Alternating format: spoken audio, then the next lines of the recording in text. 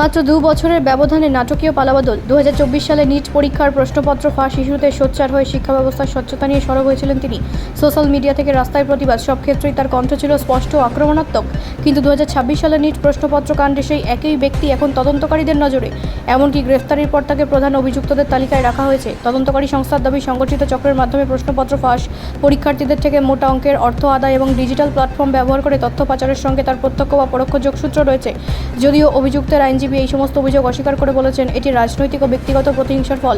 সত্য শিগগিরই সামনে আসবে। এই ঘটনা শিক্ষা মহলে তীব্র চাঞ্চল্য সৃষ্টি হয়েছে। বিশেষজ্ঞদের মতে, যিনি একসময় দুর্নীতির বিরুদ্ধে মুখ খুলেছিলেন, তার বিরুদ্ধেই এমন অভিযোগ উঠে আসা গোটা ব্যবস্থার বিশ্বাসযোগ্যতাকে প্রশ্নের মুখে দাঁড় করায়। জনমত প্রতিক্রিয়া।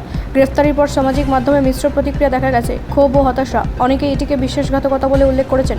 একজন শিক্ষার্থী লিখেছে, যার কথা শুনে আমরা প্রতিবাদে নেমেছিলাম, সেই যদি দোষী হয় তাহলে কাকে বিশ্বাস করব? সন্দেহ ও সহানুভূতি। কিছু মানুষ আবার বিষয়টিকে ষড়যন্ত্র হিসেবেও দেখছেন। তাদের মতে, যিনি সিস্টেমের বিরুদ্ধে লড়েছিলেন তাকে চুপ করাতেই ফাঁসানো হতে পারে। রাজনৈতিক প্রতিক্রিয়া। বিভিন্ন রাজনৈতিক দল এই ঘটনাকে হাতিয়ার করে একে অপরকে দোষারোপ করেছে। বিরোধীরা সরকারের ব্যর্থতার দিকে আঙুল তুলছে।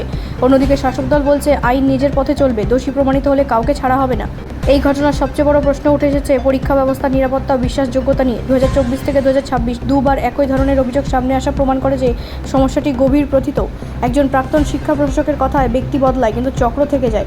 এই চক্র ভাঙতে না পারলে ভবিষ্যতেও একই ঘটনা ঘটবে। ব্যুরো রিপোর্ট, রাষ্ট্রীয় প্রসার বাংলা।